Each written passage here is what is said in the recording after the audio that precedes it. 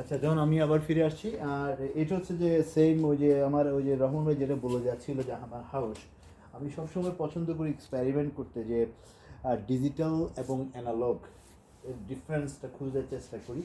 কারণ আমার প্রথম শুরু হয়েছিল অ্যানালগ স্টুডিও থেকে। সরি, অনেক ঠান্ডা পড়ছে তাই আমার কাশি যে যাচ্ছে না। তো আমার এখানে সবগুলো হচ্ছে নিচে সব অ্যাম্প রাখা আছে।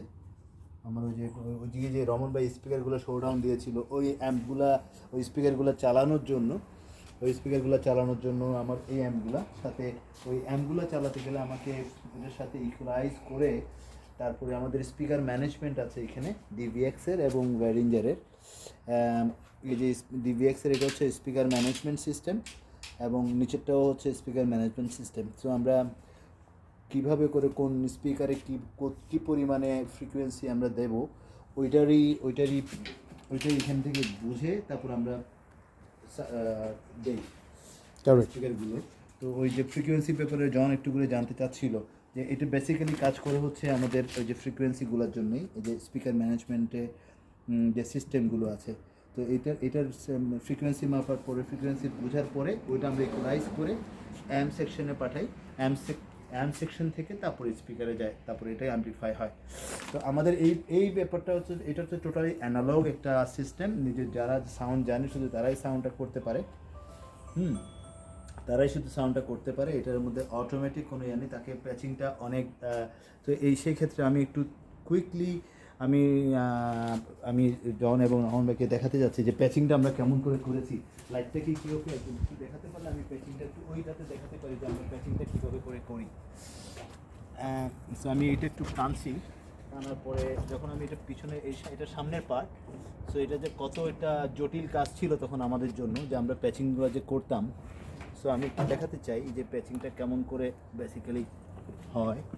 যে এটা পিছনের সাইডে যখন যাব খুলবো এটা, তখন এটা প্যাচিংটা বোঝা যায় যে এটা প্যাচিংটা কত, এটা মনে রাখা। এবং এটার জন্য একটু লাইটটা দিলে এই হচ্ছে আমাদের সেই এটা হচ্ছে সেই প্যাচিংগুলো আমাদের করতে হয় এইভাবে করে। সো উপরে হচ্ছে ফোরম্যান ইলেকট্রিক পাওয়ারটা নেই, একটা ইলেকট্রিক পাওয়ার থেকে শুরু করে তারপর সবগুলোকে আবার একটাতেই এই যে ওয়াই কেবল ইউজ করি আমরা। ওয়াই কেবল ইউজ করে করে প্রতিটাকে স্প্লিট করে অ্যাম্পের সাথে, তারপরে অ্যাম্প থেকে প্রথমে মিক্সচার কনসোল থেকে যায় আমাদের ইকুয়ালাইজার পার্ট এবং এই আর কি, তারপরে স্লোলি এটা এইভাবে করে আমরা শেষ করি। সো এই পর্যন্তই, এটা হচ্ছে আমাদের অ্যানালগ পার্ট ছিল। সো আমরা কুইকলি মুভ করব এখন।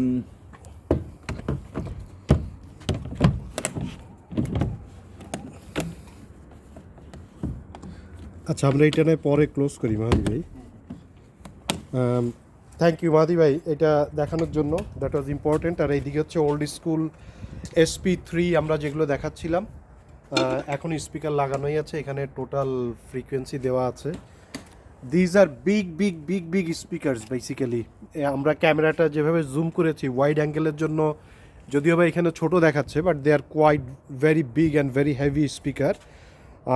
পিভের ব্ল্যাক উইডো, পিছনে পিভের অ্যাম্পও রাখা আছে এখানে। মাহাদি ভাই এটাকে যদি আগের জায়গাতে যদি দিয়ে দেন।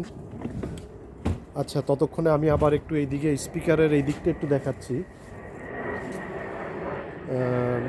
মাহাদি ভাই নিজেই অবাক হয়ে গিয়েছে যে কতগুলা স্পিকার এখানে। তো মাস্টু কতগুলো কাউন্ট ছিল এখানে? 64। আচ্ছা, এতক্ষণ তো আমরা তো স্পিকার নিয়ে কথা বললাম, এরপরে আমরা চলে যাব মিক্সারে। এইদিকে একবার একটু ধরলে বোস তো আমরা তো ওয়েল নোন, আমরা তো জানি। আমি আর একবার একটু এখানে একটু ধরছি বোসের রিগটা দেখানোর জন্য। দিজ আর প্যাসিভ রিগ, এগুলো ওল্ড স্কুল মনিটর রিগ এখানে আছে। আমাদের এই বোসের এই ব্যাপারটা বলিনি, এটা হচ্ছে যে L1 সিস্টেম।